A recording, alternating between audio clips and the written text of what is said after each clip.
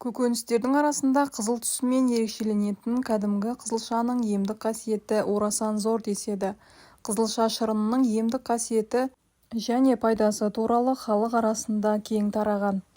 Ал дайындау 5-ақ минутты қажет етеді. Нәтижесінде тұла бойыңызды билеген аурудан әп-сәтте айығасыз. Тіпті оның кереметтілігі жайында Гиппократтың өзі айтып кеткен екен. Қызылша жемісін шикідей де пісіріп те жеуге болады.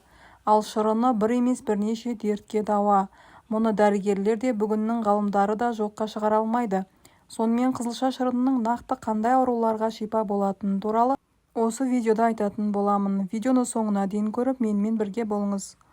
Қызылша шырыны ангинаны емдейді. Тамақ ауруларының кез келген түріне қызылша шырыны ем бола алады. Ішсеңіз ағзаға, ішекке, бауыр бүйрекке, несеп жолдарына ем. Тамағы ауырып жөтел асқынғанда еш ойланбай қызылша шырынымен тамағыңызды шаясыз.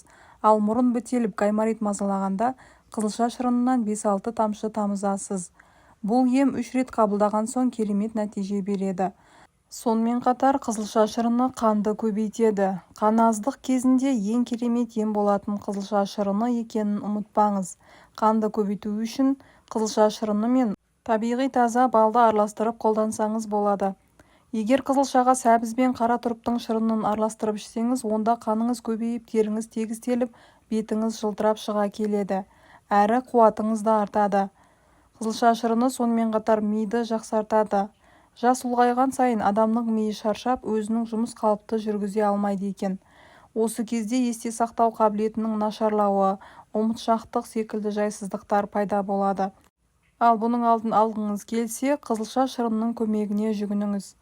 Егер күніне 1 стакан балғын дайындалған қызылша шырынын ішсеңіз, онда ми жасарып, жұмысы жақсарады. Әсіресе қан қысымы тұрақсыз жандарға таптырмайтын ем көрінеді. 1 стакан қызылша шырыны қан қысымын қалыпты ұстап, көңіл күйді көтереді. Бауырдың жұмысын жеңілдетеді.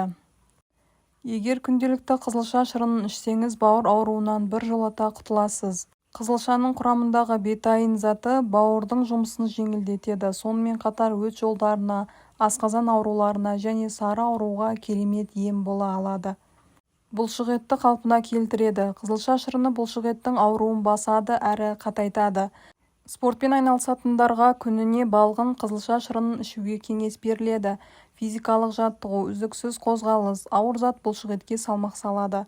Ал оны қайта қалпына келтіретін бірден-бір ем ол қызылша шырыны. Онкологиялық аурулардың алдын алады. Егер сізде онкологиялық аурулардың белгілері біліне бастаса, дереу қызылша шырынын ем ретінде қабылдауда әдетке айналдырыңыз. Өйткені қызылша шырыны сіздегі онкологиялық ауруға ұшыраған клеткаларды қалпына келтіріп, аурудың алдын алады және шлактан тазалайды. Қызылша шырынының көмегімен ағзаны улы заттардан, шлактан тазалауға болады. Ем болсын, ауырмаңыз. Біздің каналдағы пайдалы ақпараттарды жіберіп алмау үшін міндетті түрде тіркеліп кетіңіз.